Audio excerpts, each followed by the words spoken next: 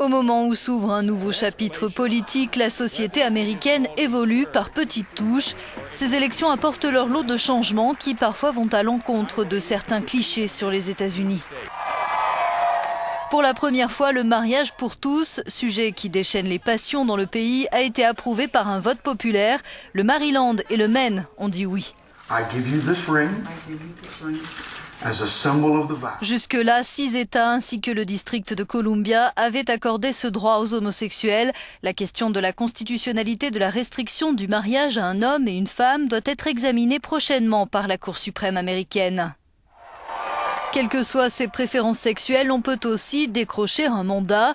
La démocrate Tammy Baldwin, élue dans le Wisconsin, est devenue la première sénatrice américaine ouvertement lesbienne.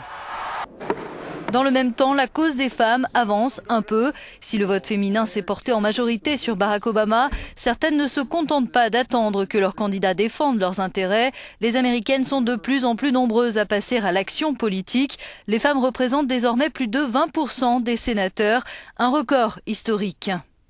Parmi les nouveaux visages au Sénat, il y a aussi Ted Cruz, républicain issu du Tea Party. Pour la première fois, un latino-américain représente le Texas à la Chambre haute. Mais les États-Unis aiment aussi les histoires de famille. 3 ans après la mort de Ted, la dynastie des Kennedy fait son retour au Congrès grâce à l'élection dans le Massachusetts à la Chambre des représentants de Joe DeFord. Ce juriste démocrate par tradition familiale est le petit-neveu du président assassiné John Fitzgerald Kennedy. Enfin, dernier fait marquant de ces élections qui ont donné lieu à des dizaines de référendums sur les questions les plus diverses. Cette grande première, le Colorado et l'État de Washington sont devenus des pionniers en légalisant la consommation de cannabis à des fins récréatives. De nombreux États l'autorisent déjà, mais uniquement pour raisons médicales. Qu'on les qualifie d'avancées ou de régression, ces changements contribuent à donner un nouveau visage à l'Amérique.